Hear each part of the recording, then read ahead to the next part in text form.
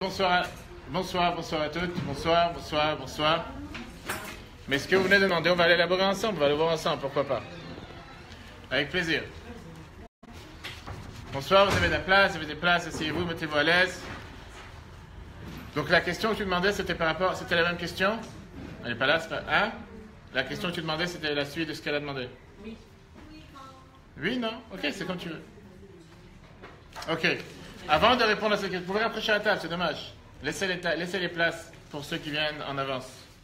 Pour l'instant, entrez, mettez-vous à l'aise. Il y a des places autour de la table. Comme vous voulez, vous avez les feuilles pour suivre le cours. Tout d'abord, le sujet de ce soir, c'est la paracha de la semaine, bien sûr, Lech Lecha, troisième paracha. Alors, on a parlé, nous sommes exactement dans la première paracha qui est tellement joyeuse, puisque toute la paracha, nous vivons avec Abraham, le premier des trois patriarches. Vous voulez suivre? Si vous voulez, hein.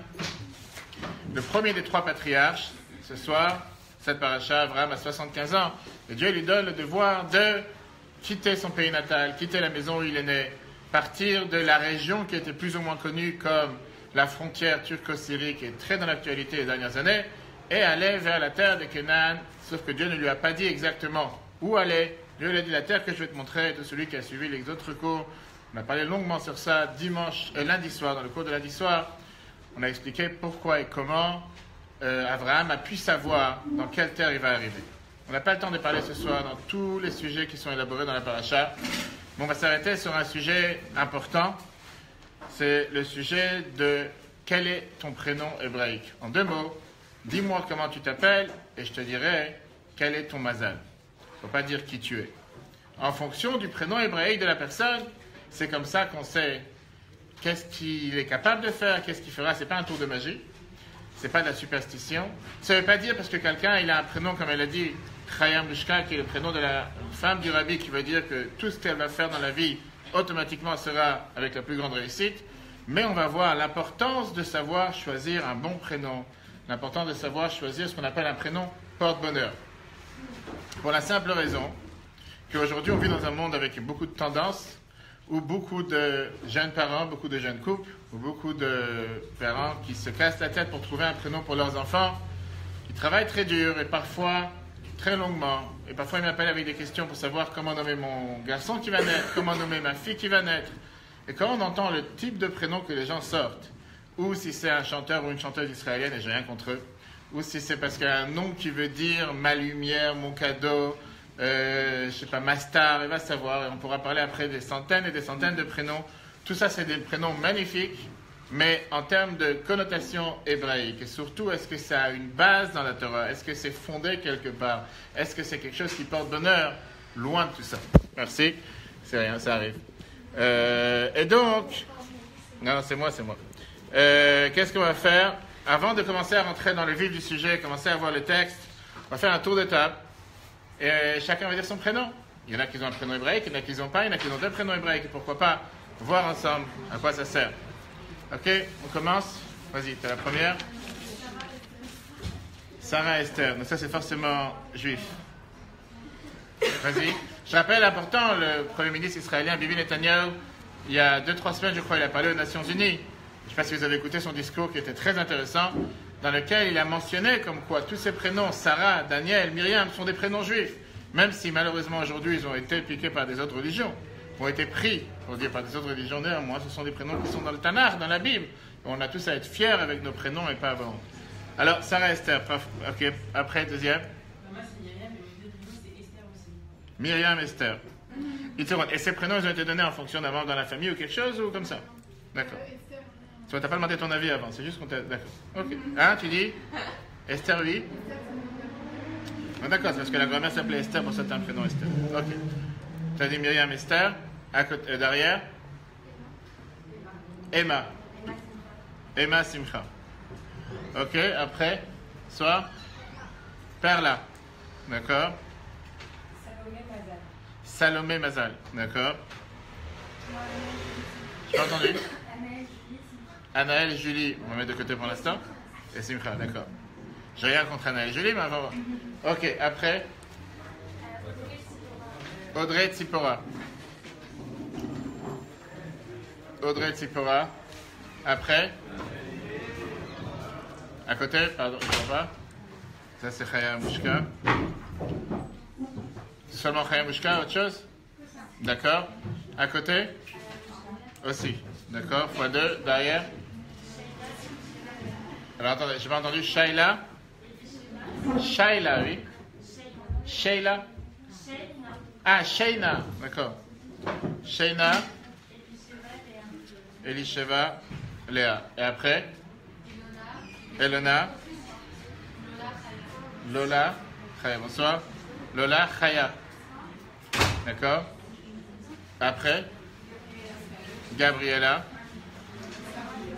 Sarah. Daisy. On met Daisy de côté. Ça ne dérange pas. Sarah, tu peux te rapprocher, il y a des places à table. Ton prénom en hébreu, c'est comment? Esther. Qui d'autre? Vered. Vered, tu sais ce que ça veut dire? Une rose, d'accord. Odélia. Ok, après? Je n'ai pas entendu. Chana. Seulement Chana, d'accord. Et? Moi, c'est Ornella Chava. Ornella Chava. D'accord. Et la dernière? Sarah. Tout court. Ok. Très bien. Ok. Bah, tout le monde a écrit dans le hébraïque. Grâce à Dieu. On va voir ensemble. Je demandais. Oui, je t'ai dit ton prénom. Ok. Alors, est-ce que quelqu'un il sait ici la raison pourquoi il a été appelé avec tel prénom? Hein, pas la grand-mère. Pourquoi Vered? Ta grand-mère s'appelait Vered. D'accord. Tout le monde a un sens. Pourquoi? Comment? On va pas s'élaborer sur ça parce que sinon on va jamais avancer. La grand-mère. Ok. Je sais pas pourquoi ils sont fautifs, toutes ces grand-mères, que leurs petits-enfants, leurs petites-filles doivent s'appeler avec le même prénom. Mais pourquoi pas? Très belle histoire pour commencer. Il y avait un Khatan Kala, il y avait un jeune marié qui est une jeune mariée qui était de la ville d'Ephrat. Avant le mariage, ils sont partis voir ce qu'on appelle aujourd'hui les babottes. Certaines personnes qui se disent grands rabbins, qui se disent grands mystiques, qui savent fermer les yeux et lever les mains vers le ciel.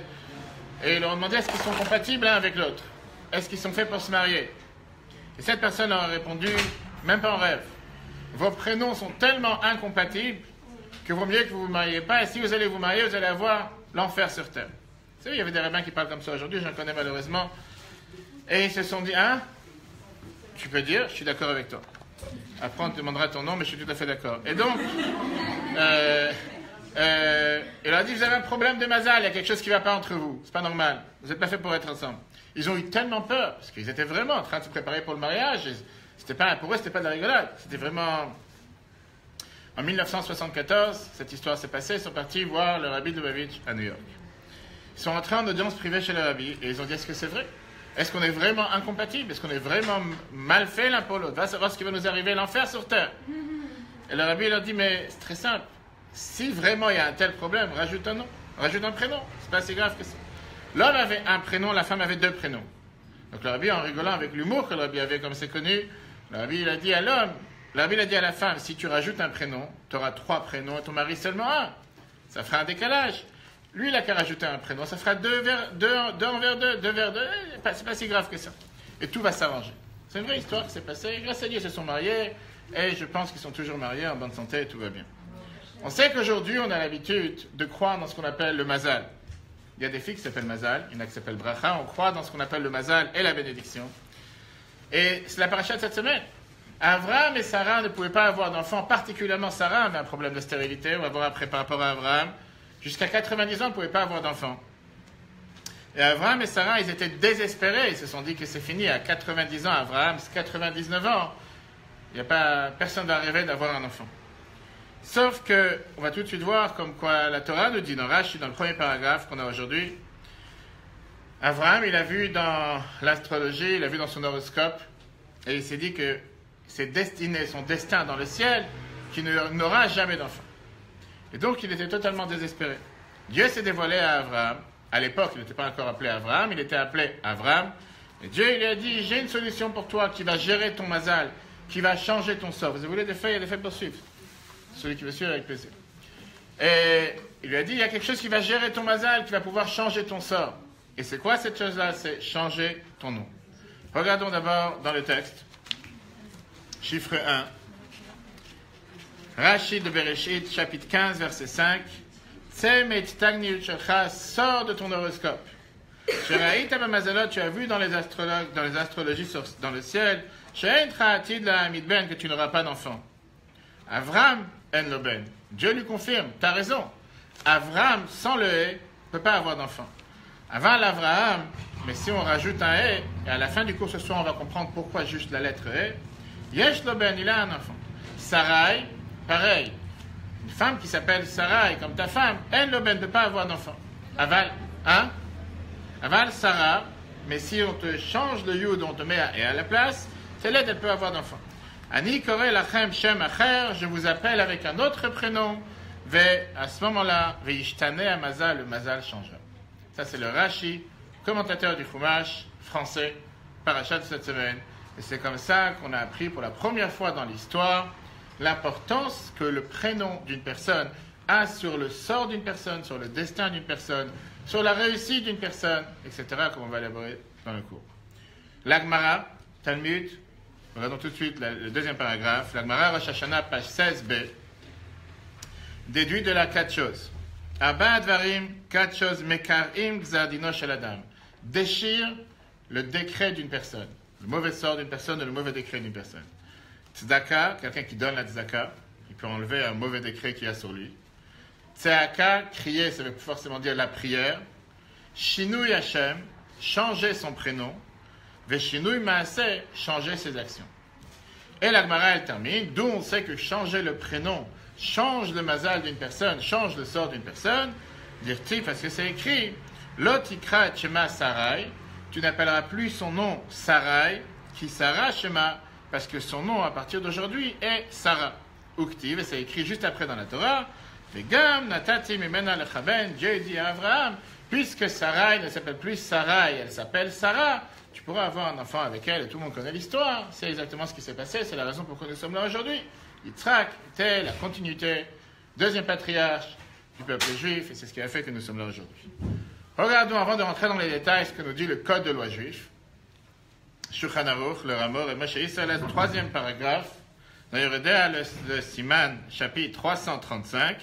Na'agu levarech, on a l'habitude de bénir cholim, des malades, le Bet Knesset, à la synagogue, likro lahem shem chadash, en les nommant avec un nouveau prénom, de shinui Hashem korea zardino. Quand on change le prénom d'une personne, on peut déchirer son mauvais décret. Je ne sais pas si quelqu'un parmi vous connaît des personnages ou des personnes de la famille ou des amis qui étaient gravement malades, que Dieu nous en préserve, et que parfois on a l'habitude de changer un prénom, de rajouter un prénom, voire de donner un prénom si quelqu'un n'a pas. Et grâce à ça, on essaie de changer son sort. Une des personnes qui était connue en France, une personne très connue, c'était le grand Ramazitruk, le Rav Shalom, qui ne s'appelait pas Chaim. Au départ, il s'appelait seulement le Rav Yosef Sitruk. Quand il a eu son AVC, après ça, on a changé son prénom, la communauté a décidé, la famille, le membre des amis, de rajouter le mot Chaim qui voulait dire la vie. Mais grâce à ça, il était avec nous encore pendant de nombreuses années, et comme ça, beaucoup du peuple juif. Ça, c'est le texte. Maintenant, la question que je vous demande, comment changer un simple prénom? C'est apparemment une magie. Ou qu'est-ce que ça a comme importance? Est-ce que c'est un symbole technique? Est-ce que c'est un acte technique, symbolique? Comment en 2 mots? Parce que tu changes le prénom d'une personne, tu as changé le sort de la personne. Une personne que Dieu nous en préserve était destinée à être stérile. Une personne que Dieu nous en préserve était destinée à ne pas avoir d'enfant. Tu peux te rapprocher de des places plus proches, comme tu veux. Tu vas dans le coin, il n'y a pas, au piquet, il n'y a pas, pourquoi pas. Une personne qui était destinée à, que Dieu nous en préserve, qui avait une maladie. Qu'est-ce que tu as fait exactement? Parce que la personne s'appelait, je ne sais pas quel prénom, je ne sais pas, Nicole, Nicolas, va savoir, n'importe quel prénom qui peut exister, tout d'un coup tu lui as donné un prénom, Chaya, Refoua, Geoula, Bracha, peu importe, tout type de prénom avec connotation positive, tout d'un coup tu as changé son sort, qu'est-ce que tu as fait? En quoi un prénom est tellement maître, bonsoir, en quoi un prénom est tellement maître du destin de la personne qui peut changer le sort de la personne? Quelqu'un veut répondre? En face. Est-ce que tu t'es assis au début de la table, c'est pour ça qu'on te regarde? Vas-y. Rapprochez-vous. Vous avez des feuilles? Peut-être vu qu'on donne un prénom hébraïque, c'est différent qu'un prénom français. Ça veut dire? Puisque... Il y a une connotation avec, je sais pas, les matriarches, les lettres hébraïques dedans. Donc ça change ça. Et donc, disons qu'une personne est appelée, je ne sais pas comment, va la voir, je ne sais pas, tu peux n'importe quel prénom. Qu'est-ce qu'on m'a dit comme prénom qu'il y avait ici? Par exemple, on a vu, je ne sais pas, Perla, Salomé, quel autre prénom? Elona. Qu'est-ce que ça veut dire Elona? Quelqu'un il sait? Elle, c'est Dieu. Elle, c'est Dieu. Et qu'est-ce que tu fais avec Ona? Tu mets de côté? D'accord. Je ne sais pas, différents prénoms. Osnat, quelqu'un il a dit qu'il s'appelait Osnat? Ephrat ou Osnat? J'ai peut-être mal noté. Non? Après, il y avait Gabriela, Sarah, avant Vered. J'ai mal noté. Ornella. Qui c'est qui s'appelle Ornella? Non. Qu'est-ce que ça veut dire Ornella? Je sais pas. Ok. Malheureusement, tes parents t'ont pas demandé ton avis. Tu es resté paumé avec ça. Bonsoir. On parle des prénoms ce soir. Ça, c'est le sujet de ce soir. Comment le prénom, vous pouvez suivre si vous voulez. Comment le prénom, ça a un sens sur la personne, ça change le sort de la personne. Comment tu t'appelles en hébreu? Léa. Léa. Et Léa aussi. Léa. Fait exprès. Et Mazal. Mazal. Léa, qu'est-ce qu'il y a de mal dans Léa? Il y a quelque chose de mal dans Léa? Tout le monde va dire Léa, c'est un prénom d'une des mères du peuple juif et des matriarches. Disons que Dieu nous en préserve une personne qui s'appelle Léa, qui a un mauvais sort ou un mauvais décret sur elle. Est-ce que pour autant, parce que tu vas changer, tu vas l'appeler Bracha, tu vas rajouter un prénom, tu as changé le mauvais sort? Qu'est-ce qu'il y a? C'est un tour de magie? Comment ça se passe?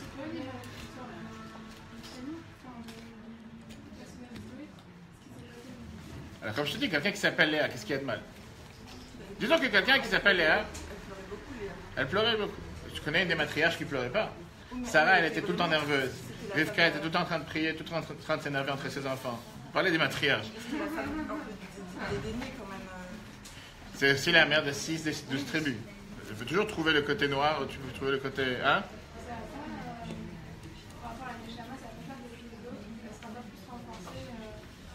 Ok, si tu dis que c'est la parole de Shema, pourquoi pas?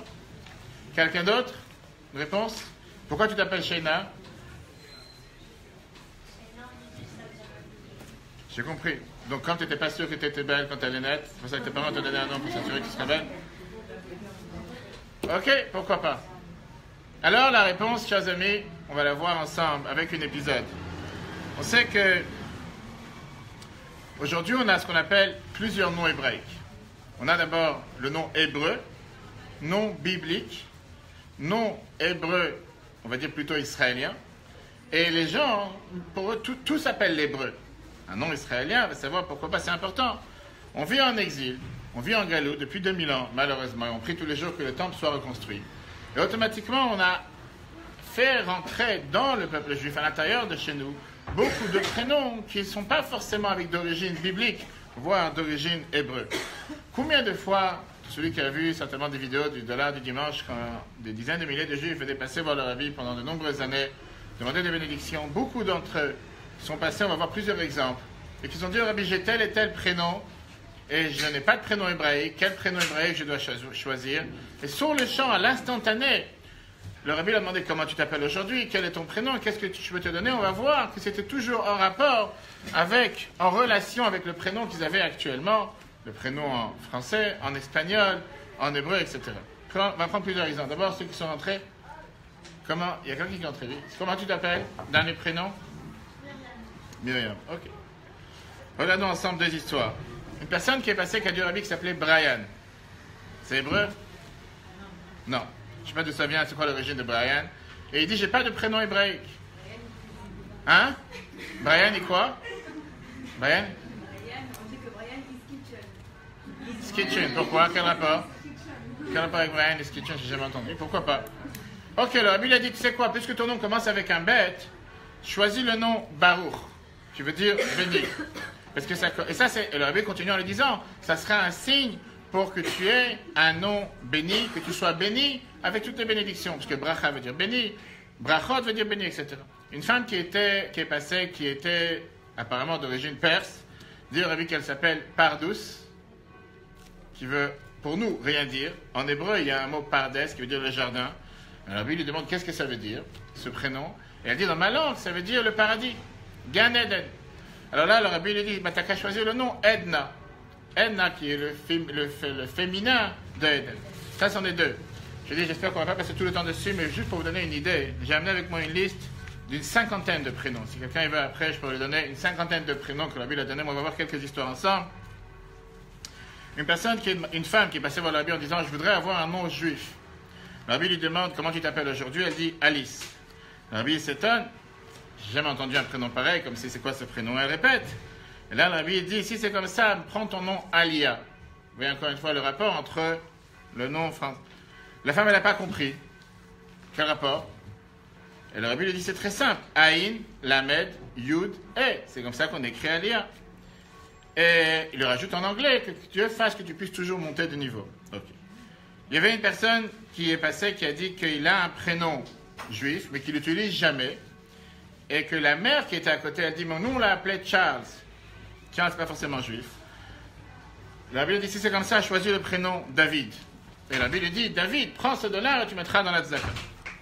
Une femme qui est passée, qui a dit au rabbi qu'elle était russe, elle s'appelle Inga. Je sais si quelqu'un a entendu ce prénom. Et le rabbi lui a dit, Inga. Inga, c'est pas un prénom russe. Le rabbi vient de Russie à l'origine. Elle dit qu'on lui a donné ce prénom sur son père qui s'appelait Yitzhak. Isaac, je ne sais pas comment c'est devenu Inga, mais il faut demander aux Russes. Le rabbi, alors si c'est comme ça, choisis le prénom de la femme de Yitzhak, qui s'appelait Rivka. Une femme qui est passée, qui a dit qu'elle s'appelle Claire, en anglais. Elle avait dit, choisis un prénom qui commence avec la même lettre, qui s'appelle le Kouf. Comme par exemple, Kraina. Kraina, c'est aussi la connotation de couronne. En hébreu, c'est Keter. Une femme qui s'appelle Nancy, Nancy en anglais, c'était pas Nancy en français, elle demande un prénom juif. Le rabbi lui dit, choisis le prénom Pnina. Pourquoi? Parce que dans Nancy, il y a 2 nun, et Pnina, il y a aussi 2 nun. Et donc ça ressemblera à ton prénom. Une femme qui est passée, qui a dit qu'elle s'appelait Claudia en français, mais c'était pas en anglais. Le rabbi lui dit, Claudia, choisis le prénom Malka, et que Dieu fasse que tu sois une reine sur toi-même, etc. Si vous voulez, on pourra passer après tous les prénoms.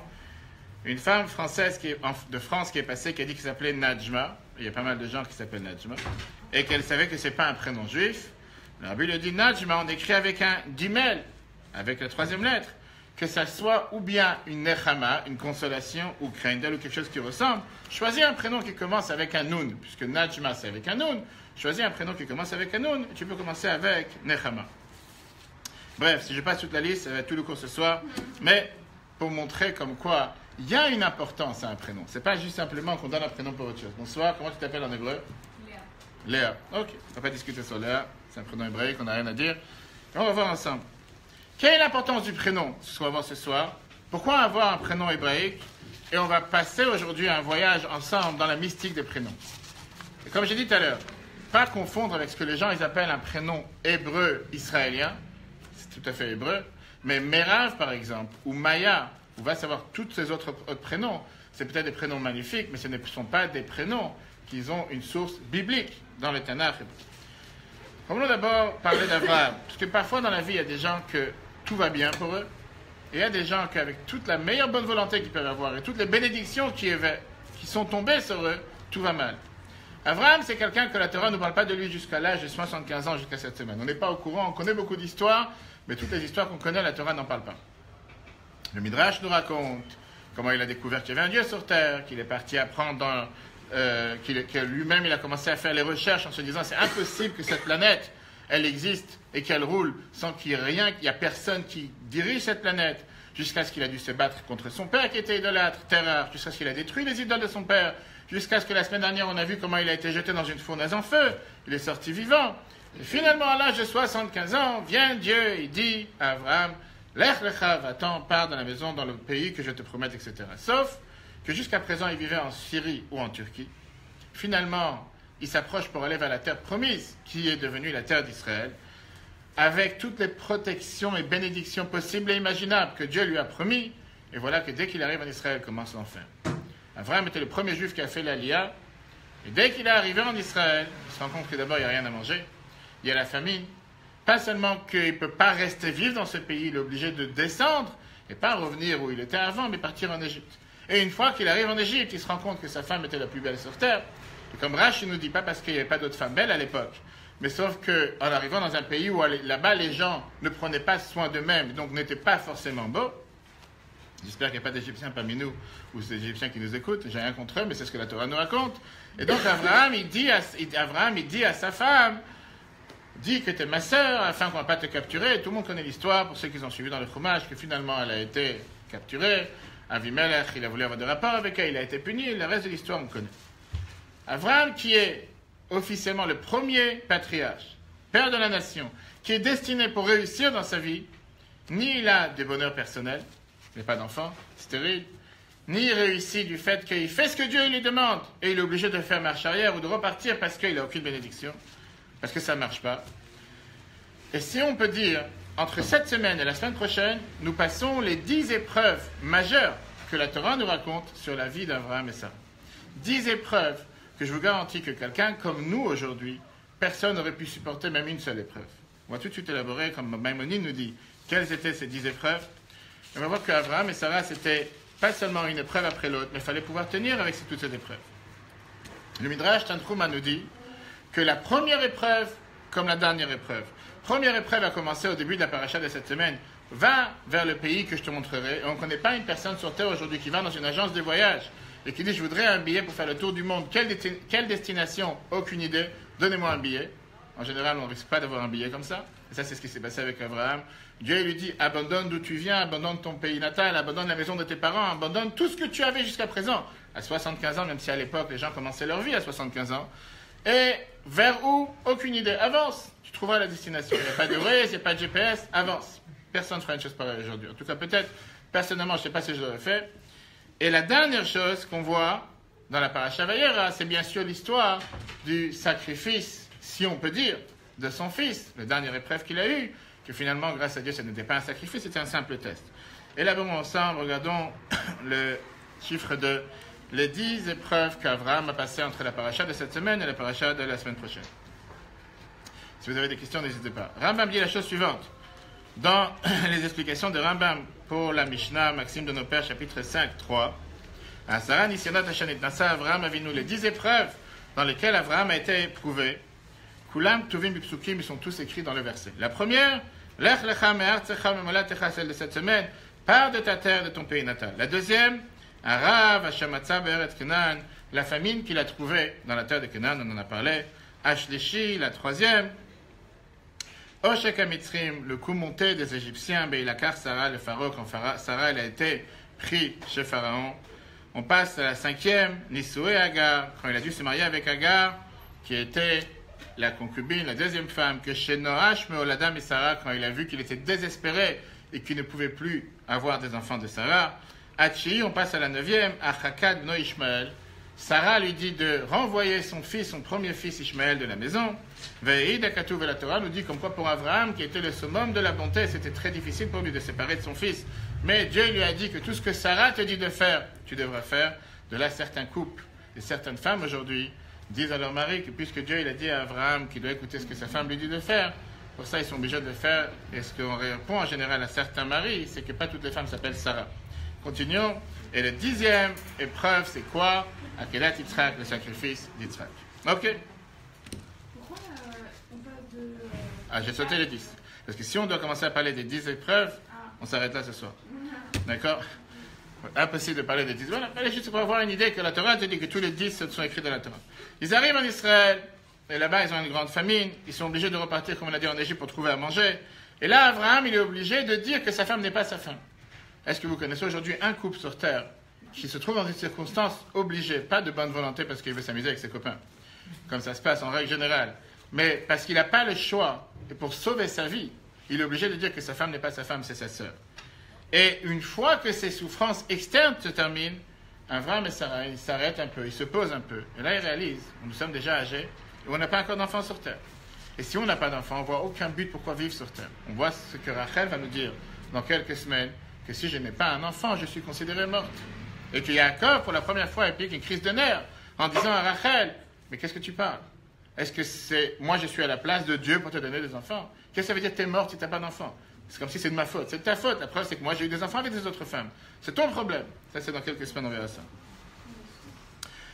Et au final, Sarah, elle n'a pas le choix. Elle fait entrer une autre femme dans la maison pour dire que peut-être qu'avec elle, Abraham aura des enfants. Et que quand Dieu il va voir qu'elle est tellement prête à un tel sacrifice de laisser son mari pour une autre femme, peut-être que Dieu va avoir pitié sur elle, va lui donner des enfants. ils ont amené une fille importante qui était la fille de Pharaon, le roi d'Égypte, qui s'appelait Agar. Et Rashi, c'est ce que Rashi nous dit, et elle est très rapidement tombée enceinte. Le temps avance, les années avancent, et cet enfant, Ishmaël, a grandi, il est devenu Bar Mitzvah, à l'âge de 13 ans. Sauf que Sarah n'a toujours pas d'enfant. Là, il y a le miracle qui se passe. Dieu il fait savoir à Abraham et Sarah que très prochainement, vous allez avoir un enfant. Et sur ce qu'on va dire au départ, qu'Abraham, il a dit, mais par rapport à mon horoscope, je ne suis pas censé avoir des enfants. Dieu ne t'inquiète pas, on fait un petit changement dans ton nom. Tu t'appelles Avram, on rajoute un E. Sarah, tu t'appelles avec un Yud. On enlève le Yud, on met un E. Ça va faire un changement dramatique dans tous les astres qui existent sur la planète. Tu vas voir que tout ce chamboulement qui va exister dans le ciel va avoir un impact direct sur votre stérilité et vous allez avoir des enfants. Ce qui est intéressant, c'est comme on a dit tout à l'heure, ce n'est pas une chose qui s'est passée seulement une fois. L'Agmara en déduit, le Talmud qu'on a dit tout à l'heure dans Rosh Hashanah, l'Agmara en déduit que c'est quelque chose qui est devenu une règle fixe pour toutes les générations à venir. Que Dieu nous en préserve quand quelqu'un il a une maladie ou un problème de santé. On change son nom pour changer son mazal. Et la question qu'on a posée, sur laquelle on va maintenant répondre, comment cela se passe? Est-ce que c'est un coup de magie? Est-ce que c'est juste la superstition à laquelle dans la Torah on n'y croit pas? Comment est-ce possible? Parce que tu as changé une lettre du prénom de quelqu'un, ou parce que tu as changé le prénom de la personne, tout d'un coup, tout a changé. Si on réalise, et on voit exactement ce qu'on a lu tout à l'heure de l'Agmara, que l'Agmara nous a mentionné 4 différentes manières de déchirer un mauvais décret d'une personne, on verra qu'en réalité, sur les 4, il y en a 3 qui sont importants et un qui est totalement banal, apparemment superficiel. Qu'est-ce que l'Agmara a mentionné tout à l'heure? Donner la tzedaka, la prière, changer le nom et changer ses actions. Si on voit les 3 premiers, qui est la tzedaka, c'est quelque chose d'important. Quelqu'un va donner tzedaka, il va dire je donne tzedaka pour que telle personne guérisse. Quelqu'un il va prier, il va faire une prière particulière, il va dire des psaumes particuliers. Aujourd'hui c'est très tendance de partager un livre de psaumes pour plusieurs personnes qui vont dire ensemble des psaumes pour telle et telle personne. Ou bien changer ses actions. Tout ça je peux comprendre que tu es en train de faire quelque chose de concret. Mais en quoi changer le nom, tu as fait quelque chose de concret? En quoi changer le prénom d'une personne, tu fais quelque chose de tangible, quelque chose qui a un sens? Tu fais absolument rien. Je ne sais pas si vous savez comment on change de prénom. En général, on a l'habitude. Tu sais comment? Vas-y. Tu me dis oui, vas-y. Normalement, non. Vas-y. Je pense qu'il faut qu'il y ait un minimum 10 hommes, qui est un lignal. Et ensuite, il faut le dire au moins à un moment pas opportun, mais dans le sens où il faut annoncer un bon événement avec. D'accord. C'est ça ou c'est pas ça? Je ne sais pas. Est-ce que tout le monde est d'accord avec elle? Hein? Il faut monter à la Torah. Mais pour Ok. une femme. Pour une femme. Quelqu'un d'autre? Comment on change de prénom? Hein? Un homme qui lit son nom à la Torah. Alors je vais vous dire comment ça se passe, c'est très très simple, il ne faut pas compliquer les choses. En règle générale, on peut juste choisir le prénom, on fait ce qu'on appelle la Mishéberach, une des bénédictions qu'on a l'habitude de faire quand quelqu'un monte à la Torah, même s'il n'y a personne de la famille qui est présent, ce que j'ai fait plusieurs fois avec Rabat, Seneman, on peut dire à une personne, tu veux tel et tel prénom, et on fait un Mishéberach, à partir d'aujourd'hui, cette personne s'appelle avec tel prénom, et comme ça qu'on lui a donné un prénom. Maintenant, quand on parle pour un malade, c'est déjà différent. Il y a en général quelques psaumes à dire, il y a une prière particulière à faire, mais je ne parle pas pour un malade, je parle en général quelqu'un qui voudrait avoir un prénom, ou quelqu'un qui n'a pas de prénom hébraïque, etc. Avant de commencer à répondre à la question, essayons d'abord de comprendre pourquoi Abraham et Sarah ont eu tellement d'épreuves. Pourquoi ils ont eu tellement de difficultés? Pourquoi leur vie ne pouvait pas être beaucoup plus simple? Pourquoi il fallait tellement de casse-tête, tellement d'ennuis? Alors que c'était les pères de la nation. Tout à l'heure, quelqu'un mentionnait Léa qui n'arrêtait pas de pleurer. Si on réalise le parcours des matriarches et des patriarches, c'est des parcours qui sont pleins d'enfer, pleins d'épreuves, pleins de défis, pleins de difficultés. Et c'est parce qu'on s'attendrait de quelqu'un que Dieu l'a prédestiné pour être celui qui va, plus tard, être celui qui va montrer le chemin sur toute la planète, le Père du monothéisme, celui qui va faire en sorte que le monde entier réalise qu'il y a un Dieu sur Terre. Apparemment, sa vie aurait dû être beaucoup plus facile. C'était pas quelqu'un... Hein? Mais c'est qui a souffert, c'est lui ou nous? Oui, mais c'est comme donner l'exemple, si lui il a réussi à faire tous les trucs qu'il a fait, nous, les petits problèmes, on peut y arriver. Ok. Si ça aurait convaincu tellement de personnes, c'est bien. Mais est-ce que ça, dans la réalité, c'est une question qu'on peut parler dessus pendant des heures. Aujourd'hui, on va voir l'approche que le Rabbi a donnée sur une lettre que le Rabbi a écrite en 1985 aux femmes juives. Le Rabbi avait l'habitude d'adresser des lettres pour le peuple juif, pour les femmes, pour les filles. C'est une lettre que le Rabbi a écrite aux femmes, regardez dans le prochain paragraphe du chiffre 2. Et Rabbi répond à la question suivante. Quand une femme a des difficultés particulières, pour remplir ses missions, son devoir que Dieu lui a donné, il y a ici une explication qui pourrait être compréhensible. Ou bien, ou qu'à ses yeux, la difficulté est trop importante. En deux mots, en bon français, elle dramatise l'affaire. Je n'ai pas dit que toutes les femmes dramatisent l'affaire, mais c'est ce que la Bible est en train d'écrire. Parce que des fois, elle en fait un monde alors que ce n'est pas si grave que ça. Et si, le Rabbi dit, si c'est vrai, et si c'est vraiment une épreuve difficile, si c'est vraiment une vraie difficulté, mais ça vient nous montrer au Chacha une preuve, que Dieu et Nikla lui a donné kochot des forces bilti regilim, surnaturelles, ayecholim la vol et des gilou, et qui pourront s'exprimer rak al yedei itmodedut onisayon meyuchadim beminam. Dieu lui a donné des forces particulières qu'elle pourra les exploiter, les exprimer, les mettre en application seulement à travers ces difficultés ou ces épreuves. Comme dans le sport, si tu n'as pas un défi à faire, tu n'as jamais essayé de passer le défi. Si tu n'as pas un 50 mètres, si tu n'as pas un 100 mètres, si tu n'as pas un 200 mètres, tu vas dire je reste à 50. Le jour où on va te dire il ne faut pas s'arrêter à 10 kilos, il faut passer à 20 kilos, 30 kilos, c'est là que tu te mets un défi beaucoup plus important et automatiquement tu vas arriver beaucoup plus loin. Et donc le Rabbi termine cette lettre à cette femme. Certainement que tu as ici un grand gain chez Imegala Ben Afsha que tu peux découvrir en toi-même. Et ta kochot abilti regilim haele, ces forces surnaturelles que Dieu t'a données, ou machnisa otam, et tu peux les faire rentrer, les ma'agar kochoter amudaim, dans le trésor, dans la caisse, dans le coffre des forces avec lesquelles tu t'utilises tous les jours. En deux mots, cette femme qui dit qu'elle a beaucoup de difficultés, la Bible dit certainement où c'est, tu exagères, et si c'est vrai que tu as beaucoup de difficultés, peut-être que Dieu veut que tu puisses à l'intérieur de toi-même pour pouvoir aller chercher ces forces internes que tu as, que sans ces difficultés, tu ne les aurais pas utilisées, et que grâce à ces différents défis, tu vas puiser à l'intérieur de toi et tu vas pouvoir t'en sortir.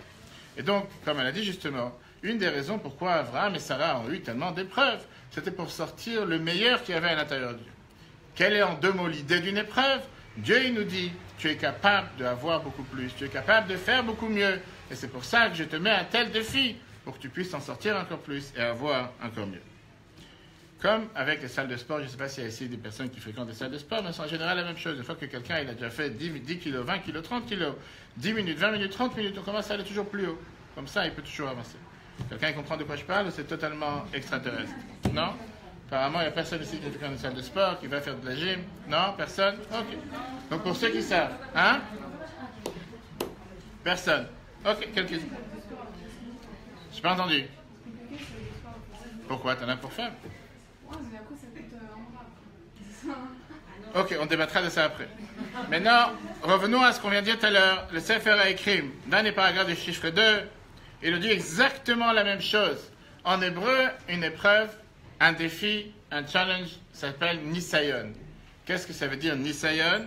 Parmi Marbé, beaucoup de fois, mais via Kadosh Baruch où Dieu il apporte Yisurim, peut-être des souffrances à la tzaddik sur quelqu'un de juste, l'air gilo pour l'habituer, que de chez Askim, à Maaseh Atov, Imamachava Atova, qui mettent en concordance la bonne action avec la bonne pensée qu'il a eue, chez Mitoch Amaaseh, que grâce à son action, Yitrazek Libo Be'avat Hashem, son cœur va se renforcer dans l'amour de Dieu. Pourquoi? C'est très simple. Le fichier Kol Poel, Yikne Benefesh Truna Chazaka Yoter, chaque personne va pouvoir acquérir à l'intérieur de lui-même une qualité beaucoup plus forte que chez Yiknit Bezolat Maaseh, quand elle est achetée, elle est acquérie avec un travail particulier. Pour te parler en mots simples, si quelqu'un n'a pas d'épreuve, si quelqu'un n'a pas de défi, il ne va jamais se casser la tête. Quelqu'un qui a une difficulté, quelqu'un qui a un défi, quelqu'un qui a une épreuve, il va toujours chercher à faire les choses avec beaucoup plus d'efforts. Parce qu'il sait que grâce à ça, il va pouvoir avancer, il va évoluer. Si c'est trop facile, il va pas se casser la tête. Et puisqu'il ne va pas se casser la tête, il va plus sentir l'importance dans les choses qu'il est en train de faire. Et c'est pour ça que ça s'appelle Nisayon, ça s'appelle une épreuve, ou ça s'appelle surtout un test, ou comme différents noms qu'on peut les exprimer. Terminons avec cette parenthèse. C'est la raison pour laquelle Dieu, des fois, il envoie un défi à une personne, pas pour l'embêter, pas pour le décourager, pas pour le démoraliser, pas pour faire en sorte qu'il soit totalement perdu, mais bien au contraire, pour lui demander, tu es capable de plus. Tu es capable de plus, fais plus. Et tout celui qui est passé à l'école, tout celui qui a appris à l'école, que ce soit dans différentes classes, différents niveaux, on sait très bien que pas mal de fois, que ce soit les enseignants, les professeurs, ils vont toujours essayer de passer à un niveau plus élevé pour que la personne puisse aller chercher les forces qu'il a à l'intérieur de lui, réfléchir et pouvoir avancer. Si on resterait toujours au même niveau, toujours à la même classe, on n'aurait jamais pu avancer, jamais pu comprendre. Revenons au sujet principal qui est le changement de nom. Comment changer un nom peut forcément changer le sort d'une personne. Et comment Dieu il a réussi avec Abraham et Sarah, on verra tout de suite après pourquoi le hé chez Abraham et le hé chez Sarah. Quelle est la spécialité du hé? Si quelqu'un a la réponse, pourquoi pas, vous pouvez la dire maintenant. Et surtout, comment on peut réussir grâce à ça qu'on change le prénom, changer le mazal. Avant de passer à la réponse aussi. Le et, c'est pas déjà une lettre d'Hachem, du coup, c'est en temps déjà comme une autre pour ça. Yud, c'est aussi le nom de Dieu. Oui, mais c'est une toute petite lettre, quoi. C'est le A et la gamme. Le hé, il est 2 fois dans le nom de Dieu, et Yud, il est seulement une fois, il dit que Yud, c'est une petite lettre. Ok. Quelqu'un d'autre? Quelqu'un d'autre? Chaque lettre a une puissance aussi. Quatrième puissance. Chaque lettre a une puissance. Ah, chaque lettre a une puissance. Ok. Pourquoi juste le hé? Tu veux une longue lettre, prends le noun. Le noun final, il est beaucoup plus long. Tu veux une grande lettre, hein? On écrit Hachem aussi, on écrit tel qu'on écrit, on fait juste Hé. Comment on l'écrit hé? Alors? Ben, c'est le Hé qui finalement représente. Donc c'est pour ça que c'est le hé. Le E, c'est la stabilité aussi. Stabilité. Bah oui, vu que quand on écrit, c'est le caillou qui est à moitié vendu. D'accord, mais le hé, il a des trous par en dessous, des trous sur le côté. Regardons ce que Rambam m'a dit de chiffre 3, chers amis. Regardons le chiffre 3, les lois de Tchouva. Chapitre 2, les lois de repentance, les lois de retour. Voilà ce que Maïmonide nous écrit. Midarkin Tchouva, une des manières de faire Tchouva, Liot, Ashav, Tzoek, Tamid, Ifna, Hashem, Bipri, que celui qui veut faire Tchouva, il va toujours crier à Dieu, parler à Dieu, pleurer envers Dieu. Mitrachek, Arbe, Minadavar, Shechatabo, il va s'éloigner énormément de la chose dans laquelle il a fauté. Et là, Maïmonide rajoute 2 mots importants. Ou Meshane Shemo, il change son nom. Pourquoi il change son nom? Que le Mar, il nous explique quel est le sens de changer le nom. Ani Acher, je suis quelqu'un d'autre. Ve'eni Oto Aish Asa Otam Maasim. Je ne suis plus la même personne qui a fait telle et telle action. On a ici premier point. Maïmonide vient de dire que quand tu changes de nom, qu'est-ce que ça veut dire? Jusqu'à présent, je m'appelais Jean-Paul. Maintenant, je m'appelle Chaim. Je ne suis plus Jean-Paul. Je suis une autre personne. Alors aujourd'hui, en 2017, on appellera ça une usurpation d'identité. Mais dans la Torah, on appelle ça le fait que je ne suis plus le Jean-Paul qui a fait telle et telle chose hier. Je suis maintenant quelqu'un d'autre. Ça ne veut pas dire que dès que quelqu'un fait quoi que ce soit chaque jour, il va changer son nom chaque jour. Il faut espérer que non. On verra à la fin que ce n'est pas non plus un jeu. Mais néanmoins, Maïmonide, il vient et il te dit que quand tu changes ton prénom, automatiquement, tu n'es plus la personne qui a fait telle et telle chose hier. Donc disons que pour Jean-Paul, et je ne sais pas, n'importe quel autre prénom, Patricia, était décidé qu'ils ne peuvent pas avoir d'enfant, le fait qu'aujourd'hui il s'appelle Chaim et elle s'appelle Bracha ou va savoir quoi d'autre, automatiquement, c'est plus les mêmes personnes. Le décret était pour Jean-Paul et Patricia, pas pour Chaim et Bracha. Il n'y a pas un problème à ce niveau-là, si on dit C'est-à-dire la même personne, et bien toutes ces mitzvot, Le capital, il reste. ça veut dire qu'on garde le capital, mais tout le péjoratif, ça Je te demandais quelque chose de très très simple. Tu vas te marier, tu prends le prénom de nom de ton mari. Ça arrive que des fois, une personne veut garder son même nom de famille. Est-ce que parce que tu vas te marier, automatiquement, tout le capital que tu avais avant, il n'est plus le tien? Claire? Question? Rambam était dit automatiquement, tu es une autre personne. Regardons maintenant le Ran, Rabbeinu Nissim, qui vient sur la Gemara et continue. Et il nous dit la chose suivante. Quel est le sens derrière? Qu'est-ce que ça veut dire parce que tu changes de prénom? Automatiquement, tu n'es plus la même personne. Comme elle a dit. C'est parce que hier, je m'appelais Cohen, aujourd'hui, je m'appelle Lévi, que tout d'un coup, je ne suis plus la même personne. Et tout ce que j'ai fait pendant 20 ans, 30 ans, 40 ans, ça a changé. C'est plus le mien, c'est plus la même personne. Viens le Rabbeinu Nissim sur la Gemara Rosh Hashanah qu'on a vu tout à l'heure. Et il te dit, Veta'amadimin, ça c'est logique ce que Rambam me dit. Pourquoi? Kivan, chez Shinui Hashem, parce que changer le prénom, Gorem lo la asot tshuva. T'entraîne, te pousse à vouloir faire tshuva, qui veut dire, Sheyomar belibo, que tu dises dans ton cœur, Oto aish shahit et kodem lachen de tzarich hani le taken masai. Je suis plus la personne qui a fait telle et telle action hier. Je suis maintenant quelqu'un de nouveau. Et puisque je suis quelqu'un de nouveau, je peux plus faire les choses que je faisais hier. Question? C'est un processus de chouva, en fait. Pour l'instant, où on en tient, d'après Rambam, d'après Maïmonide, ça fait partie de Tchouva. Quand quelqu'un, il fait Tchouva et il change son nom, comme on l'a vu tout à l'heure, ça ne veut pas dire aujourd'hui que tout celui qui fait Tchouva, il change son nom, son prénom. C'est-à-dire qu'automatiquement, on est en train de dire, la personne que j'étais hier, je ne suis pas cette personne aujourd'hui. Je suis une nouvelle personne, automatiquement, je suis une personne totalement différente. Mais dans quelle situation, pareil, une situation qui menait à ne pas se échouer à ce point-là? On va y arriver, comme je te dis, c'est pas, aujourd'hui, ça n'arrive pas. Je peux te dire même jamais qu'une personne qui fait tchouva change de prénom. Ça n'existe pas en général. Aujourd'hui, les gens qui cherchent à changer de prénom, c'est ou quelqu'un qui n'a jamais eu de prénom hébraïque, ou quelqu'un qui malheureusement a un problème de santé ou un problème grave, et qui voudrait changer de mazal, comme on verra après. Pour l'instant, on est au niveau 1, Maïmonide. D'après Maïmonide et Rabbeinu Nissim qu'on vient de voir, le Ran, l'explication est très simple. Qu'est-ce que ça veut dire changer de prénom? C'est un acte psychologique qui change les actions de la personne. Puisque le fait que j'ai un nouveau prénom, ça me donne le sens qu'à partir d'aujourd'hui, je suis né à nouveau. Et donc, je peux changer ma vie totalement.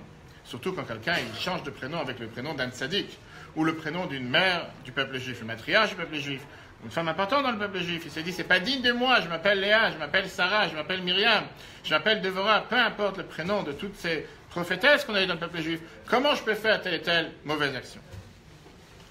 Si on prend Rambam, Maïmonide et le Ran jusqu'à présent, on voit ici que ce n'est pas juste un acte technique, c'est au contraire quelque chose de fondamental pour la personne, puisque grâce au changement de prénom, il change totalement de conduite. On va voir maintenant ce qui s'est passé avec Abraham et Sarah. Que là, on a vu avec Abraham et Sarah, ils n'avaient pas ce problème de tchouva. Ce n'est pas qu'avant, ils se comportaient comme des idolâtres. Bien sûr qu'on a vu qu'au départ, ils étaient idolâtres, ils ont changé. Mais ce n'est pas à ce moment-là qu'ils ont changé de prénom. Le fait d'avoir changé de prénom chez Abraham et Sarah, ce n'était pas un acte de tchouva. C'était vraiment quelque chose qui a changé leur sort, leur mazal, leur destin, leur goral. Quel rapport avec ce qu'on vient de dire d'après Maïmonide? Et comment Abraham et Sarah eux-mêmes ils se sont comportés? Par ça qu'ils ont changé leur prénom, et puisqu'ils ont changé leur prénom, leur destin s'est changé. Et donc, pour la troisième fois, on revient encore avec la question, est-ce que vraiment changer un prénom peut changer le destin? Et d'où on a appris cette chose-là? Ça va? Sinon, tu veux dire qu'on arrête? D'accord. La réponse, question, on avance. Question? On va voir une histoire qui s'est passée dans la Gemara Yoma, page 83b. La Gemara nous raconte comme quoi 3 maîtres de la Gemara étaient en train de se promener. Rabbi Meir, Rabbi Yehuda et Rabbi Yossi, de noms connus. Et ils avaient une grande somme d'argent sur eux. Je ne sais pas combien ils avaient à l'époque. C'était pas des go fast. Mais la nuit en général, ils ne voulaient pas partir en train de se promener avec de l'argent sur eux. Et donc ils ont décidé de s'arrêter dans un motel qui était sur la route.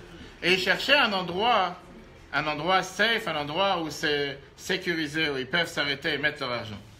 Rabbi Yehuda et Rabbi Yossi, ils vont à l'accueil de l'hôtel et ils demandent, est-ce que vous avez ici un coffre ou quelque chose, je peux vous donner l'argent à garder?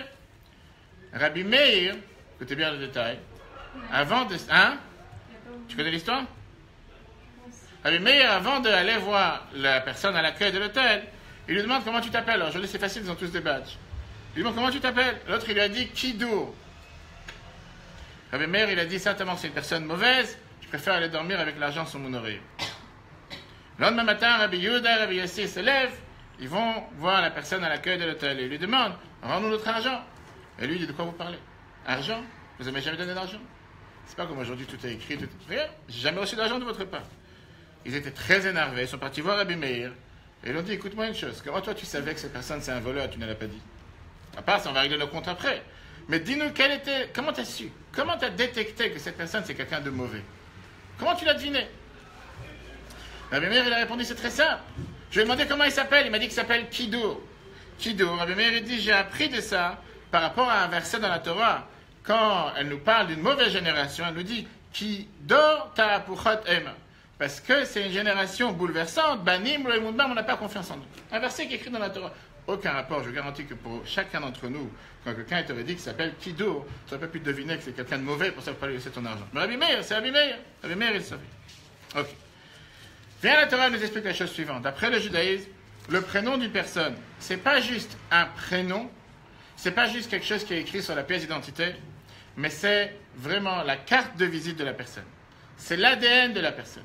C'est ce qui fait qu'il n'y ait pas seulement un nom pour l'appeler, et que si jamais cette personne décide de vivre tout seul, elle n'a pas besoin de prénom, mais c'est ce qui décrit qu'est-ce qu'elle est cette personne.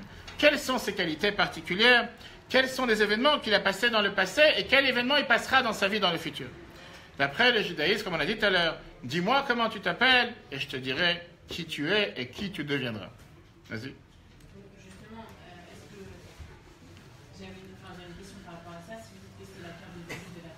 Mhm. Ça veut dire qu'une personne, enfin plusieurs personnes qui ont le même prénom, Oui, c'est les mêmes. on va y arriver. On va y arriver. Tu as plusieurs sortes de portes blindées sur Terre. Tu as plusieurs marques. Ça ne veut pas dire qu'il y en a une bonne et une mauvaise. Il y a plusieurs qui sont bonnes. Néanmoins, c'est tous des portes blindées. Plusieurs non. C'est pas interdit d'avoir plusieurs personnes avec le même prénom. Ça ne veut pas dire qu'ils auront forcément tous les mêmes qualités. On va arriver dans les détails une seconde. D'où on sait une chose pareille. On a vu ça pour tout celui qui se rappelle la semaine dernière, il y a 2 semaines, pardon, dans Bereshit. Quand Adam est né, Adam et Ève, la Torah nous dit qu'une fois que Dieu il a fini de créer toute la planète, tout l'univers, Dieu il a rassemblé tous les animaux devant Adam. Et il lui a dit, Lirot ma yikralo, pour voir qu'est-ce qu'il va leur donner comme nom. V'chol asher yikralo Adam ushmo. Et en fonction du nom que Adam va donner à chaque animal, ça sera son prénom jusqu'à aujourd'hui. Alors, on ne va pas expliquer les prénoms en français ou en anglais, mais on va voir les prénoms intéressants. Qu'est-ce qu'Adam a nommé, d'après la Torah, comment s'appelle tel et tel animal, et voir pourquoi il leur a donné tel prénom. Regardons d'abord le chiffre 4, Bereshit, chapitre 2, verset 19. Vayavel Adam lirot ma yikralo. Dieu a décidé d'amener tous les animaux devant Adam. Et v'chol asher yikralo, pour savoir quel nom il va lui donner. Et chaque nom que Adam lui a donné, Nefesh Chaya Ushmo, ça c'était son prénom. Et la question qui est demandée, pourquoi Dieu devait fatiguer quelqu'un qui vient d'être né, alors même si on dit qu'il était né comme un adulte à l'âge de 22 ans, peu importe, il vient d'arriver sur la planète Terre, déjà il doit travailler si dur, et la Torah elle nous dit, rassembler tous les animaux devant lui. Il aurait pu très bien donner des numéros. Toi tu es l'animal numéro 1, animal numéro 2, imaginez-vous, vous allez dans un zoo. Au lieu de savoir où est la cage des lions, où est la cage des singes, on te dit c'est la cage 54 et la cage 73. Plus facile. Qu'est-ce que tu as besoin d'avoir des noms par rapport à un chien, un chat, un lapin? 1, 2, 3, 4, 5. Combien d'animaux il y a sur Terre? Même s'il y a des dizaines de milliers de sortes. C'est beaucoup plus simple que de donner des prénoms particuliers. Le Midrash nous dit, plus que ça, dans Bereshit Rabbah, chapitre 17, qu'au départ, Dieu il a fait passer les animaux devant les anges. Et il leur a dit aux anges, vous nommez les animaux, donnez-leur un prénom. Et ils n'étaient pas capables de le faire. Il a fait passer ce devoir, ce travail à Adam. Et Dieu, il a dit aux anges, Chochmato Gedola Mishelachem. Sa sagesse est plus grande que la vôtre. Lui, il sait comment leur donner des prénoms. La réalité, elle est que pour décrire une chose, il faut être vraiment très intelligent. Pourquoi tu vas donner tel prénom à telle chose et tu ne vas pas donner un autre prénom à une autre chose? Adam était celui qui a été créé par Dieu, Adam Arishon. Il est tir capable chez la Kadosh Baruch Hu. Et lui, il était capable de pouvoir détecter quelle est la qualité particulière de tel animal pour savoir comment l'appeler avec quel prénom. Et regardons qu'est-ce que le Rabbeinu Bechaye, commentateur du Chumash, nous dit, vous avez ça dans le 2e paragraphe du chiffre 4, il nous dit, il va nous expliquer quelques animaux, comment Adam a décidé que tel nom appartenait à tel animal. De là, grâce à ça, on a découvert sa grande sagesse. Qui a Adam, et vin bechokmato vesichlo, Adam a découvert avec sa sagesse et son intelligence, Teva kol behema vechaya, la nature de chaque animal domestique et animal sauvage. Vekara le chol echad, il a appelé chacune, Shem, un nom, mais Eina Teva sheikirba, en fonction de la nature qu'il était capable de détecter dans tel animal. C'est pour ça qu'il a donné un tel nom. Par exemple, comme j'ai dit, on ne va pas avoir aujourd'hui tout le parc zoologique, parce que sinon on peut passer toute la nuit. Teva Aryeh, on sait comment on appelle un lion en hébreu? Aryeh. La nature du lion, Sheu Gibor, il est fort, Gadol, il est grand, ou Melech Shebachayot, il est appelé le roi des animaux. Pourquoi il a appelé Aryeh? Mipnei sheotiot, Aryeh en ruchniut. La lettre Aryeh représente une certaine spiritualité. Il y a le Aleph, il y a le He, il y a le Yud, et ça, c'est les lettres aussi He et Resh, qui veut dire Ruach, qui veut dire spirituel. En deux mots, il a voulu montrer que c'est vraiment l'animal le plus autoritaire, le plus supérieur, le plus élevé qui existe parmi tous les animaux. Peut-être ça ne va pas plaire à certaines personnes. Quel rapport avec l'âne? Pourquoi un âne en hébreu c'est appelé un chamor? Pour ne pas confondre avec une certaine autre langue qui nous donnait peut-être la même connotation aux êtres humains. Un chamor, la Torah nous dit Rabbeinu Bechaye qu'il est considéré comme l'animal le plus bête de tous les animaux. Et c'est pour ça qu'il a appelé chamor. Pourquoi? Parce que chamor c'est les mêmes lettres que chomer, qui veut dire matériel, grossier, terrestre. Pourquoi il a appelé le cheval sous en hébreu? Chez sous kalt noir, parce que le sous, le cheval, il bouge en général rapidement, il court, il est joyeux, surtout quand il y a une guerre, il galope. Ve'elash mosous, il a appelé sous, mais la shon shisha, pas confondre avec le bar à shisha, shisha qui veut dire être joyeux. En deux mots, Adam était quelqu'un qui a pu détecter sans savoir, il vient de découvrir les animaux, il vient de les voir. Et en fonction de la qualité particulière de tel animal, il leur a donné tel et tel prénom. c'est pas seulement avec les animaux. Si vous avez fait attention à ce qu'on a vu dans les 3 parachiotes qu'on a lus jusqu'à présent, on voit que la Torah nous dit que même pour les humains, chaque prénom qui a été donné jusqu'à présent, la Torah nous donne la raison pourquoi il a eu tel ou tel prénom. Rapide. Pourquoi Adam est appelé Adam? Adam. La Torah nous dit, parce qu'il vient de la Adama, il vient de la terre. Chava, pourquoi la première femme, pourquoi elle a été appelée Chava? La Torah nous dit, parce que Em Kol Chai, elle était la mère de tous les vivants. Noach, pourquoi il a été appelé Noé, il a été appelé Noach? La Torah nous dit, parce qu'on savait depuis le départ, quand il est né, que dans sa vie, il y aura la tranquillité. Au final, il y a eu le déluge. Mais au départ, la Torah nous dit qu'il y a une des grandes différences avec Noach et avant, c'est que jusqu'à Noach, les gens étaient nés avec les doigts fermés, comme les oies ou comme les canards, et qu'à partir de Noach, ils avaient les doigts séparés.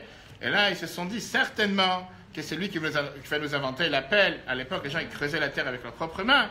Et là, il s'est dit que maintenant qu'il y a des doigts, automatiquement, il va inventer la pelle pour pouvoir créer une pelle pour pouvoir creuser, etc. Yitzhak, pourquoi il a été appelé Yitzhak? Pardon, Avraham d'abord. Pourquoi il a été appelé Avraham? Amon Goïm, parce que c'était le père de toutes les nations.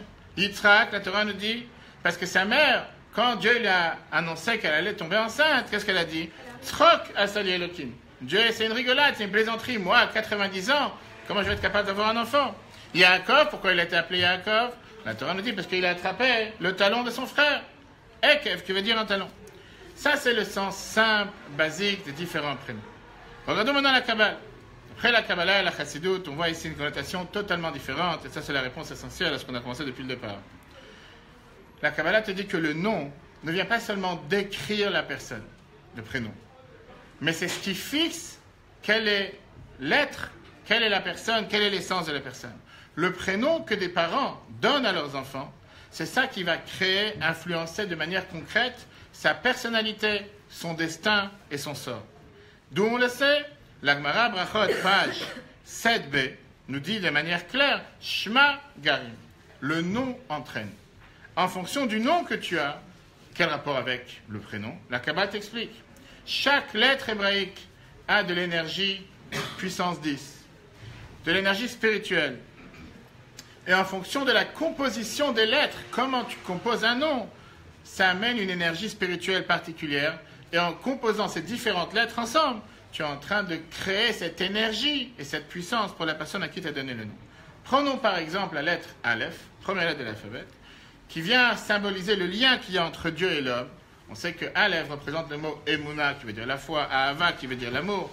Et en règle générale, le Aleph est toujours fait avec une barre au milieu, un point d'un côté et un point de l'autre côté. Ça montre cette barre au milieu, comme l'a bien expliqué plusieurs fois, la crainte de Dieu, la pratique des mitzvot. Le point qui est en haut, ça représente Dieu, le point qui est en bas, ça représente l'homme, et grâce à la pratique des mitzvot, on s'unit ensemble. Ça, c'est ce qui représente le Aleph. Le bet, en général, pas confondre avec en français, la lettre bet représente bénédiction, bracha, une bénédiction. Ça représente ici aussi bait, une maison. Et on voit clairement, comme quelqu'un a dit tout à l'heure, que la manière comment on écrit un bet, c'est une des lettres qui est le plus stable. Pourquoi elle est stable? Parce qu'elle tient pas, elle n'est pas bancale, elle ne tient pas sur un pied, elle tient sur toute une barre qui est en dessous. La lettre Gimel, on sait que Gimel vient du mot Gomel, comme Gmilut Chesed, qui veut dire faire de la bonté. Le Gimel aussi tient avec 2 barres sur 2 pieds. Le Dalet, par contre, a une connotation de pauvreté. Dalet en hébreu, ça vient du mot Dal, qui veut dire pauvre. Et c'est une des raisons pourquoi on voit que la barre d'en haut tient seulement sur une seule barre. C'est bancal, c'est pas quelque chose qui tient, etc., etc. Maintenant qu'on a compris toutes ces lettres, on va arriver à la lettre He, parce que c'est ce qui nous concerne aujourd'hui ce soir. Comment ça se fait qu'Abraham et Sarah, qui étaient stériles jusqu'à ce que Dieu échange leur prénom, par ça qu'on a rajouté la lettre E et tout a changé. Tout à l'heure, quelqu'un l'a mentionné, j'ai oublié qui. Abraham, il avait 4 lettres. Sarai avait le Yud. Quelle est la particularité du Yud et quelle est la particularité du E? Particularité du Yud. Quelqu'un? Particularité du Yud. Il n'est pas discret. Quelle est la particularité du Yud? Hein? Il est petit. T'as dit quoi? Il est puissant. Tu rentres déjà dans les détails. Moi, je te parle de la lettre en elle-même. La lettre, le Yud, c'est la lettre la plus petite de tout l'alphabet. Très bien. Le He, c'est en général une lettre parmi les plus grandes. Dieu, il a décidé d'enlever le Yud de Sarai et lui mettre à la place le He. Quand on réfléchit un instant, le Yud, qui vient nous montrer sur tout ce qui est la fermeture, petit, l'étroitesse, contraction, et le He vient nous symboliser tout ce qui est l'expansion, tout ce qui est la largesse. Clairement, tu écris un Yud, tu fais un point sur la feuille, tu écris un He, c'est beaucoup plus large qu'un point. Viens la Kabbale, elle t'explique la chose suivante. Comme on a dit tout à l'heure, le changement de nom était particulièrement pour Sarah et son problème de stérilité. Abraham, c'était différent. Abraham, pourquoi Dieu lui a rajouté le He? C'était pour qu'il devienne un père parmi toutes les nations, Av, Amon, Goïm. Et le problème de stérilité, particulièrement chez Sarah. Sarah, qui était appelée avec un Yud, le Yud qui représente tout ce qui est la contraction, tout ce qui est quelque chose de plus petit sur terre, le contraire de tout ce qui représente une grossesse et avoir des enfants. Dieu lui a dit, enlève cette contraction, même s'il faut des contractions pour avoir un enfant. Mais Dieu lui dit, enlève cette contraction, enlève cette petitesse, enlève tout ce que tu as comme fermeture à l'intérieur de toi, quelque chose qui représente absolument rien, qui est le Yud. À la place, mets le He, et grâce à ça, tu vas être capable et de tomber enceinte et d'avoir un enfant. Si on veut rentrer beaucoup plus dans les détails pour montrer comment la Torah est tellement claire, la Gemara Sota nous dit que chez un homme en hébreu, Ish, comment on écrit Ish? Aleph, Yud, Shin, ça c'est un homme. Ça c'est le Yud du nom de Dieu. Une femme, Isha, Aleph, Yud, pardon, pas le Yud, Aleph, Shin, E. Quand l'homme qui a le Yud donne ce Yud à la femme, l'homme en général donne ce qui est le concentré, et c'est la femme à laquelle Dieu lui a donné le devoir pendant de 9 mois de développer ce concentré afin de faire en sorte que sort un être humain vivant avec tous ses membres, 248 membres, 365 vaisseaux. Ça s'associe le Yud de l'homme et le He de la femme, et grâce à ça et à la force divine qui est la force de reproduction sur terre qui fait en sorte qu'une femme peut avoir un enfant et peut enfanter. Regardons dans les 5. Shinui Hashem Shel Sarah, le fait d'avoir changé le nom Sarah ou Liot la Prinat Olada afin qu'elle puisse enfanter. Veikara Olada, qu'est-ce que ça veut dire enfanter? Liot Metziut Olada Chadasha, de pouvoir avoir des enfants. Comment? Clairement, avoir des enfants, c'est à l'aider Pashtout Vachava. On n'a jamais vu une femme enceinte qui en général elle perd des kilos. En règle générale, une femme qui tombe enceinte, elle devient beaucoup plus grande, elle devient beaucoup plus large. C'est pour ça que Yud, qui était chez Sarai, qui représentait une telle étroitesse, elle devait s'en débarrasser pour pouvoir s'expandre, pour pouvoir s'élargir, pour pouvoir tomber enceinte et avoir un enfant. C'est pour ça que Dieu lui a donné le He. La Noam Harash, qui était le 4e rabbi de Chabad, rajoute à ça un autre point important en rapport avec le He.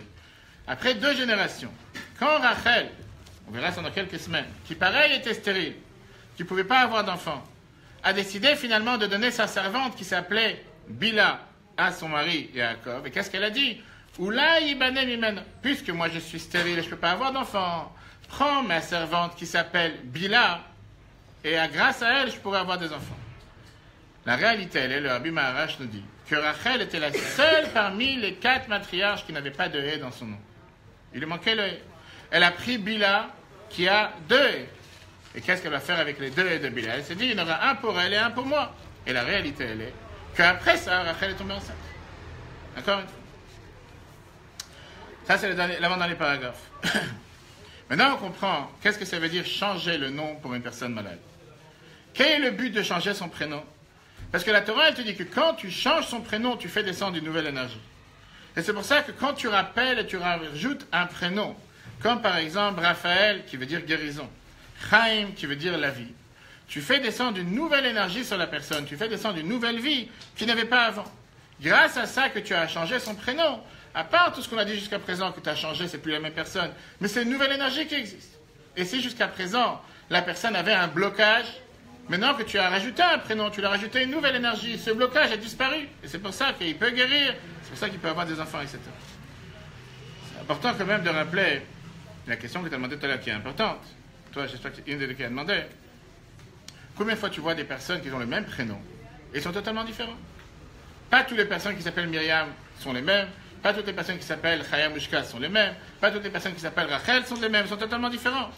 Comme on a dit tout à l'heure, changer le prénom ou avoir un prénom, ça ne veut pas forcément dire que maintenant je peux dormir toute la journée, j'ai rien à faire et grâce à un tel prénom, j'ai une telle puissance sur ma tête, une telle énergie que tout va bien se passer.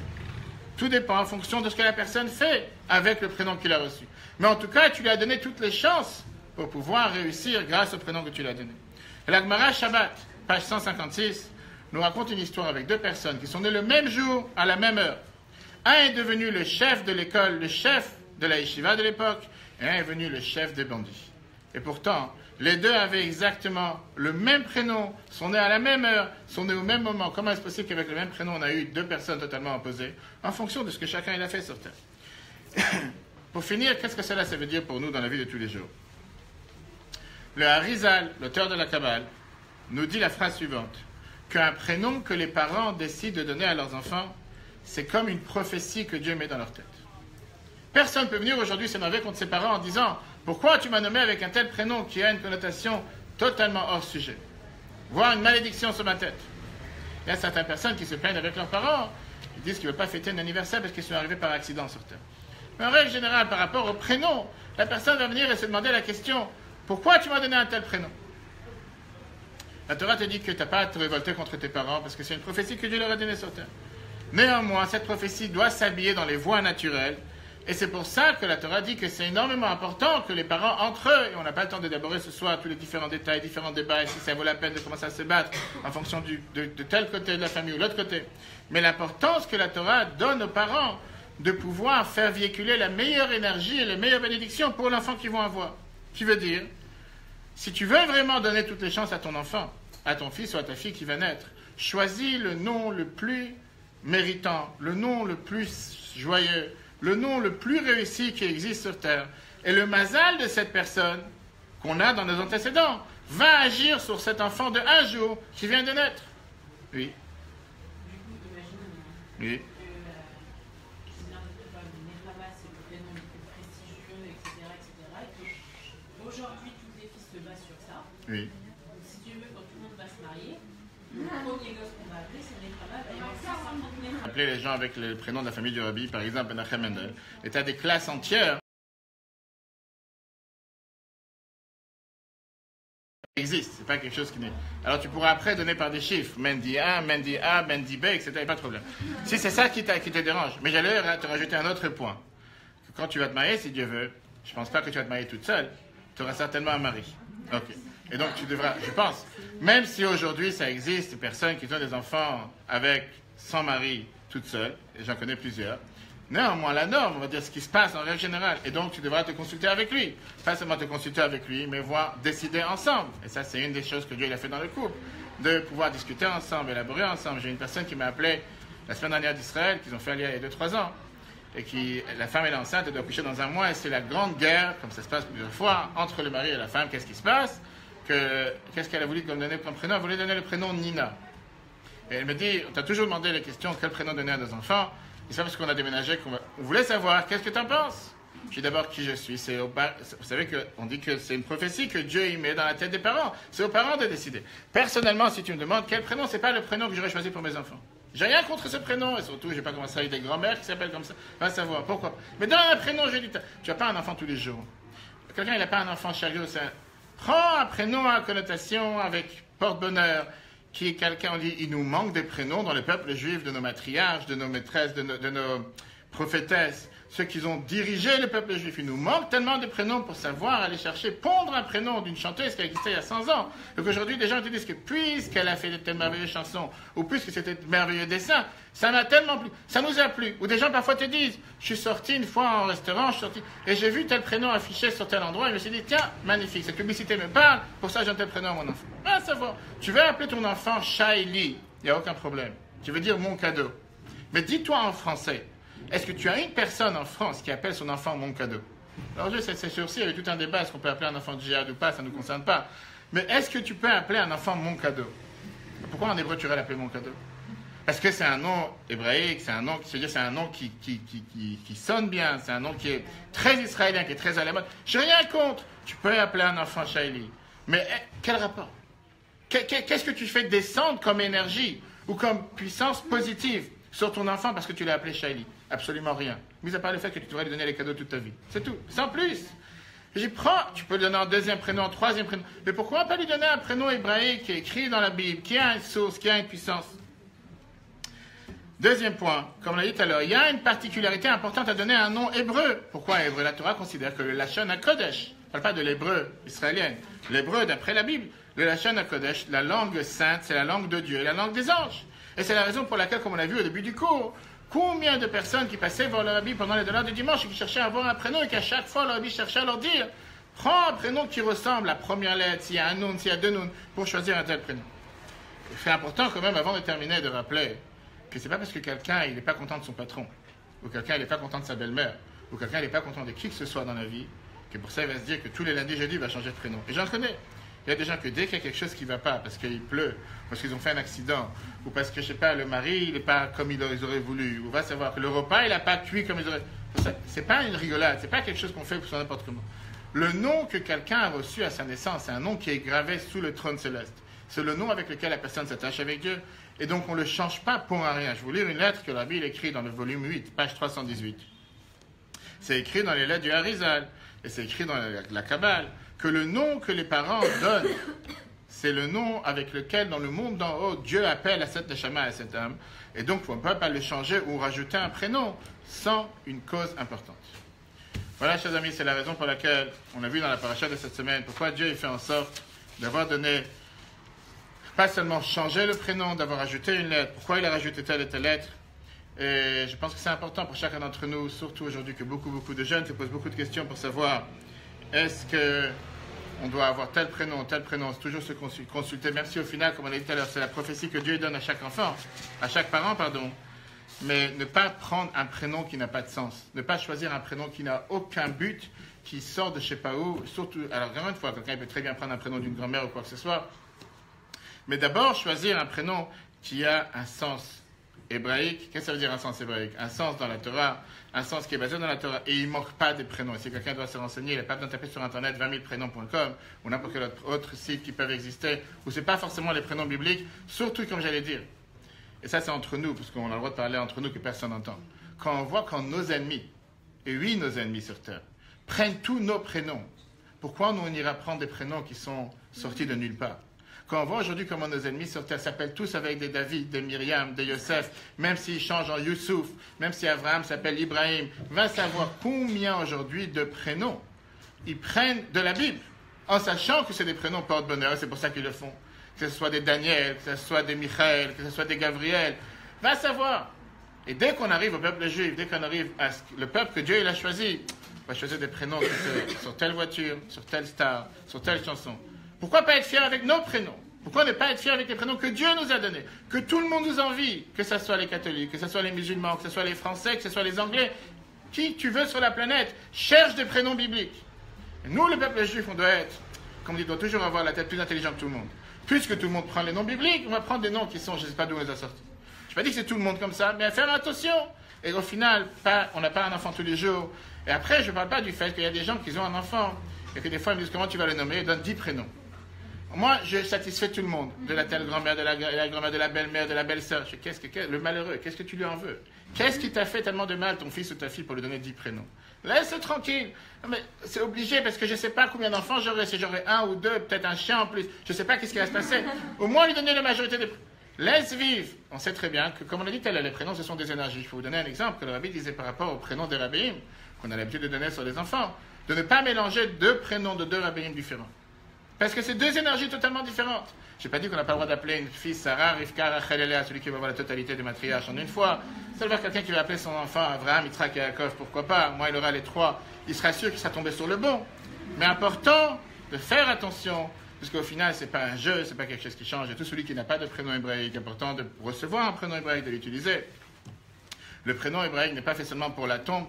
Le prénom hébraïque est fait surtout pour vivre avec, pour l'utiliser avec. Que Dieu fasse que tous les prénoms que chacun est là puissent être bénis avec ce prénom. Et qu'on entend toujours toutes les bénédictions sur terre. Et ne pas penser un instant, dès qu'il y a un coup de tête, quelque chose qui ne va pas, il faut changer le prénom. Mais que n'importe quelle personne puisse mériter de voir, pas seulement le sens de son prénom, les bénédictions de son prénom, et pouvoir être à la hauteur du prénom qu'il porte. Oui, les questions. En fait, j'ai toujours entendu que quand on a plusieurs prénoms juifs, et qu'on utilise... Ça veut dire qu'on doit se découper en 4. Vas-y. Ils perdent leur puissance. Si tu ne les as pas nourris, ils vont perdre leur calcium, leur protéines. Qu'est-ce qu'ils vont perdre? Ils vont rien perdre. T'inquiète. T'as un prénom. Qu'est-ce que tu veux qu'ils perdent? Une influence qu'on pourrait recevoir par ce prénom-là, elle n'existe plus parce qu'on n'est pas appelé par ce prénom. Je suis pas d'accord. Tu as un prénom, tu as été nommé avec ce prénom. Si Dieu veut, tu vas te marier dans ta Ktuva, tu vas écrire tous ces prénoms. Et la vérité, c'est comme je dis, quelqu'un qui a 5 prénoms, il faudrait qu'il ait juste la Ktuva, qu'il fasse 2 lignes en plus. C'est pas grave. C'est pas le seul problème sur Terre. Mais tu as un prénom, c'est ton prénom, pourquoi pas, il n'y a pas de problème. C'est pas obligé. Pas obligé. Laisse-le tranquille, que tu veux. Au contraire, tu peux jouer à l'usurpation d'identité. Une fois tu l'appelles avec tel prénom, une fois avec un autre prénom. Après, je ne rentre pas dans les détails comment on écrit les Ktuvot aujourd'hui, justement, à cause du fait que quelqu'un il a un prénom avec lequel il est appelé. Et que tu l'as jamais appelé. Prenons une fille qui s'appelle par exemple Patricia, je ne sais pas, peu importe un nom qui vient en tête, et qu'elle s'appelle Myriam. Et que tu demandes à toutes ses copines, est-ce que cette fille s'appelle Myriam? J'ai jamais entendu parler. Myriam? J'ai jamais entendu Myriam. Moi, je sais qu'on l'appelle toujours Patricia. Très bien. Arrive le jour du mariage, tu demandes au rabbin comment écrire la Ktuva. Et tu dis comment tu t'appelles? Myriam. Parce que tu dis, la Ktuva, ça doit être écrit en hébreu. Et tu demandes à qui que ce soit dans l'entourage, est-ce qu'elle connaît? Personne ne connaît en tant que Myriam. Myriam, c'est mariée aujourd'hui, je ne sais pas c'est qui cette Myriam. D'après la Chaya dit différentes caractéristiques, comment agir pour faire en sorte que ce soit la bonne personne qui s'est mariée. Parce que demain, tu pourras très bien venir et dire, Myriam, là que tu vois, c'est un Myriam, c'est pas moi. Moi, je suis pas Myriam, je suis Patricia. La preuve, amène tous les témoins sur la planète. Personne ne sait qui m'appelle Myriam. C'est un détail. Oui, c'est quoi? Moi, j'ai 2 questions. Si déjà c'est nous qu'on peut trouver, le sens des prénoms. Voilà. J'ai dit, il y a beaucoup de sites internet. Non, dans la Torah aussi, il y en a. Faut se renseigner. Après, je me demandais si. Il y a un livre, exactement. Il y a un livre en français avec tous les sens de tous les prénoms. Je vous demandais aussi si on a quelqu'un qui a 2 prénoms et qui utilise un prénom pour les non-juifs et un prénom pour les juifs. Donne-moi un exemple. Rachel pour les non-juifs et Léa pour les juifs. C'est 2 prénoms juifs. Qu'est-ce que tu veux donner? Par exemple, Gilbert Gilberte. et Rivka. Et alors, quel est le problème? Son prénom, c'est Rivka. Oui, mais si elle utilise Gilbert pour les Alors, elle s'appelle Gilberte Rivka, mais le prénom pour lequel elle a toutes ses puissances et toutes ses énergies, c'est Rivka. Gilberte, j'ai rien contre ceux qui s'appellent Gilberte, mais c'est pas écrit pour l'instant dans la Bible. Oui.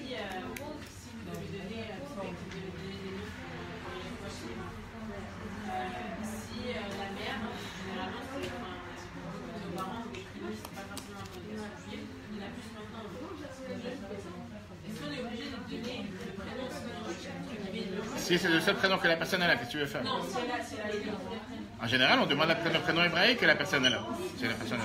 Du coup, si la mère s'appelle Patricia, mais que son deuxième prénom c'est Myriam, On donne en général le prénom hébraïque. Myriam, Oui, 100%. Oui, 100%. Tu peux dire les deux, tu peux dire c'est les deux. Je voulais juste terminer que vous avez le replay du cours sur Facebook pour celui qui veut suivre. Vous avez l'application pour celui qui n'a pas Apple, qui a Android, il peut suivre sur l'application eTorah. Sinon, sur YouTube, quelqu'un il a demandé tout à l'heure, vous avez le YouTube du Bet Rabat 77, Bet Rabat Seneman, il y a tous les cours qui sont là une demi-heure après. Vous pouvez suivre sur Facebook si vous voulez devenir ami ou ennemi, comme ça vous arrange. Mais en tout cas, vous pouvez suivre les replays et les partager. Et sur l'application sur Android, pour l'instant, si Dieu veut, bientôt sur Apple, eTorah avec tous les cours jusqu'à présent. Que Dieu fasse, qu'on entend toujours que des bonnes nouvelles. Très bonne soirée à tous et à la prochaine fois, si Dieu veut.